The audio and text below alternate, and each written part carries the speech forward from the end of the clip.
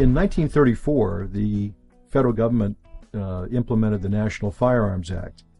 Up until 1934, machine guns were readily available. You could buy one at a hardware store, and there was no regulation on them particularly whatsoever. As a result of Bonnie and Clyde, Babyface Nelson, and other famous gangsters of that era, the National Firearms Act was the result of pressure by the American people for the federal government to, quote-unquote, do something. That's how the National Firearms Act came to be. And what it involved essentially was filling out a tax return for the item itself. It's what's called an ATF Form 4.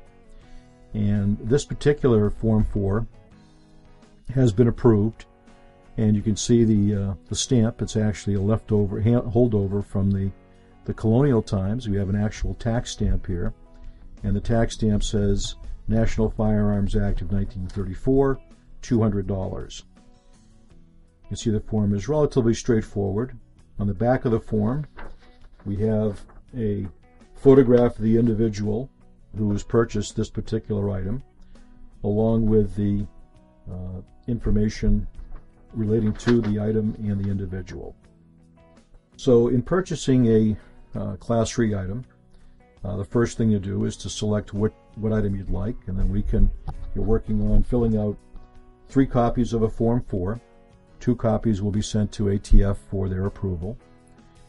Basically, what it involves is, if the device is going to be registered to you personally, it involves 2 sets of fingerprints, 2 passport photos, and the signature of your local police chief.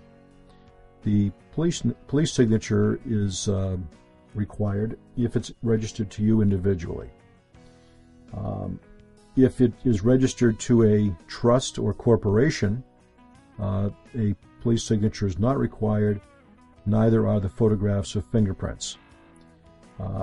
Registering NFA items to a trust has become increasingly popular in recent years because it involves a little bit less paperwork, and also allows the item to pass freely in the event of the trustee's death to whoever else is listed as a trustee in the trust. Once the paperwork's completed, we'd submit it to ATF, and the typical turnaround time is about 4 months for the paperwork to be approved. There is a $200 one-time tax, which we'd pay along with the submission of the Form 4, but at that point it just becomes a waiting game. Sit back and wait for your paperwork to come in. There is, however, going to be a day when I'll call you and say, today's the day.